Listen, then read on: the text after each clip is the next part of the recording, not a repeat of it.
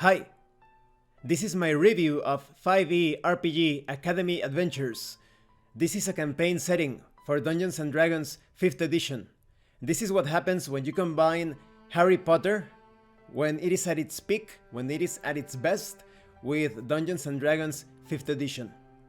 This contains information on Zauberreich Academy, where students are instructed in the fine art of spellcasting. This setting contains many things. You have a detailed 4-level campus with accompanying maps.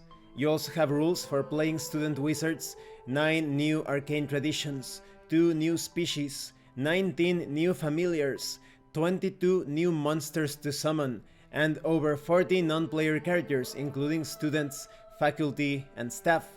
It also includes a random event generator for life at the Academy, with a variety of special events, from broom racing to formal dancing, magic sports to magical duels. I think there is great potential when it comes to solo gaming or co-op gaming, that is without a game master, when it comes to this setting because of all of the random things that can occur as you use the tables to generate random elements. Now let's talk about the quality of the PDF. I have a few criticisms. First, there are no bookmarks. The table of contents is hyperlinked. This could be considered a minor criticism, but you will have to remember that page 3 contains the table of contents. You'll have to constantly return to page 3 in order to get to the section that you want, so bookmarks would be a nice addition. Now, there are some typos and errors throughout the book. They won't present a major obstacle, at least I haven't identified a major obstacle when understanding the content, but they are there and presents somewhat of a damper when compared to the rest of the document in terms of quality. Now, my other criticism is somewhat mixed. First, let me talk about the good things about this particular criticism, and it's about the art style, the graphic layout. For the most part, the graphic design, the layout is great.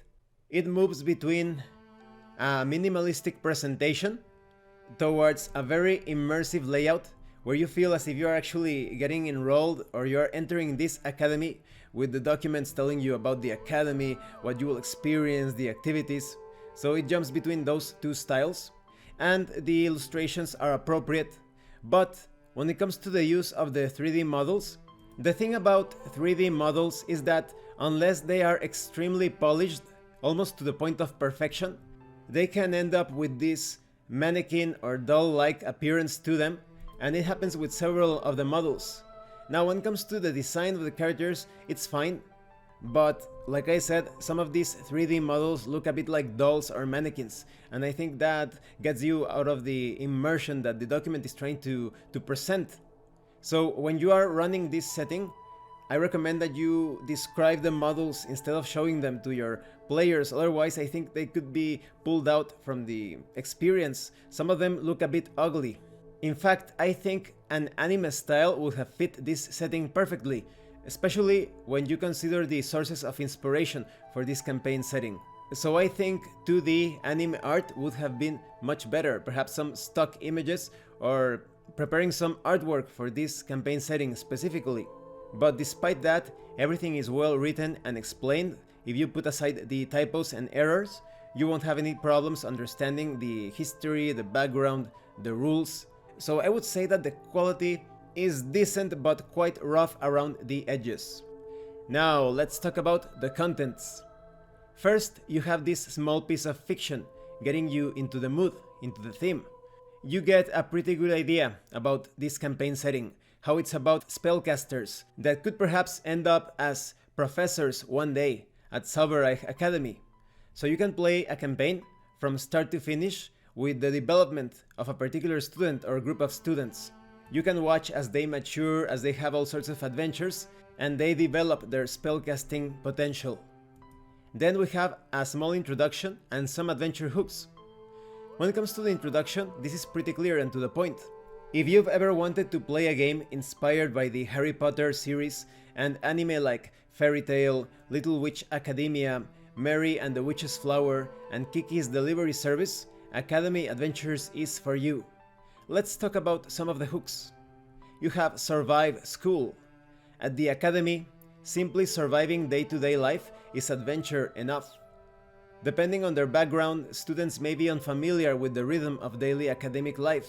Even sophisticated characters from big cities will find wonder and terror in the corners of Zauberreich. You could also find romance. A common theme in student games is dating, and the academy is no different.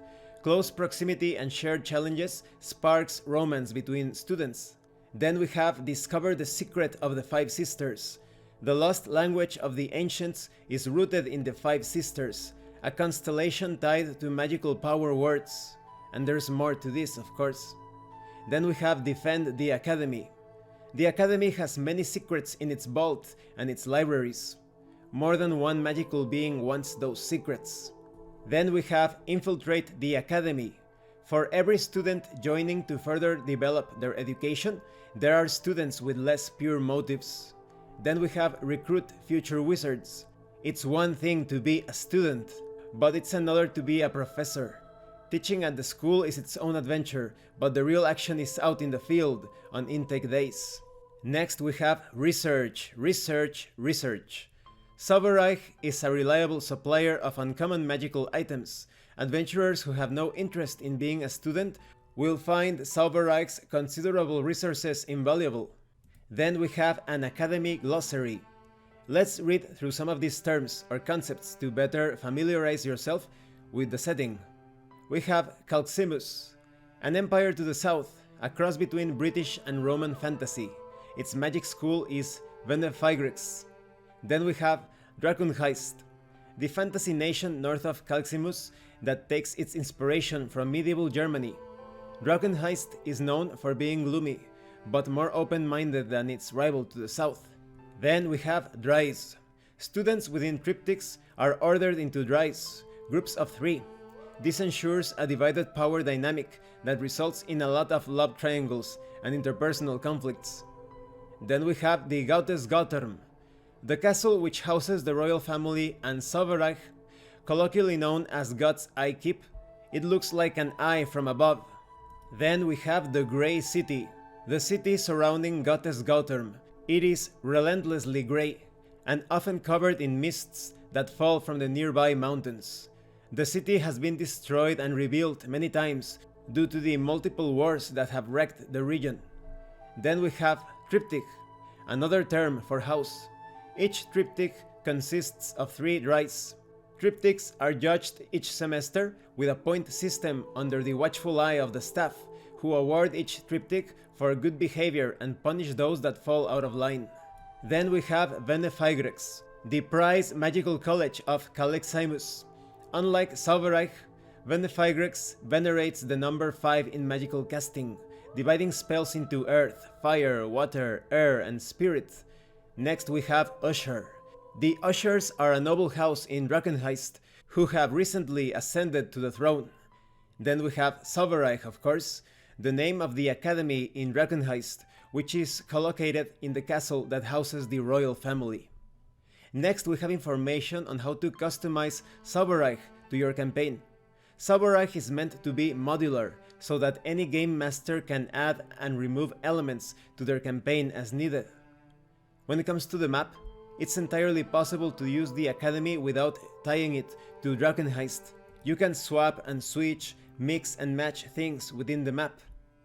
When it comes to the spells, the magic in Zauberreich is generic enough that it can be used in any campaign, with the exception of the 5 power words. When it comes to the non-player characters, they can all be placed in other settings. Concerning the arcane traditions, each arcane tradition in Zauberreich replaces the arcane traditions in the core rules of Dungeons & Dragons 5th edition. You can, of course, pick and choose any or all of them as it fits your campaign. Then we have the monsters. Most of the monsters are tied to spells that summon them, so you need to check if you plan to use those spells in your campaign first. And familiars can be used in any campaign. But as you can see, there is a lot of flexibility. You can bend and break the rules accordingly concerning the content to use these gameplay elements in your campaign. And this concludes this part of the review. In the next part, we are going to go through the background and the history of Zauberreich Academy. Now, I really like this setting, but the document really needs another pass of editing There are many typos and errors. Like I said at the beginning, they are not game breaking, they won't present obstacles when understanding anything concerning the information presented here, but they present an ugly contrast with the rest of the document. But yes, this is a very exciting setting, and even if you don't play Dungeons & Dragons 5th edition, I would recommend that you consider converting this material to another edition of Dungeons & Dragons, pseudo-clones, retro-clones, etc. Well, thank you for watching this part of the review. If you have any comments or questions, please let me know. And thank you so much to those of you that have been supporting the channel by sending drive-thru RPG gift certificates. If anyone else wants to further support the channel, the information on how to do that will be in the description below. Once again, thank you and see you later.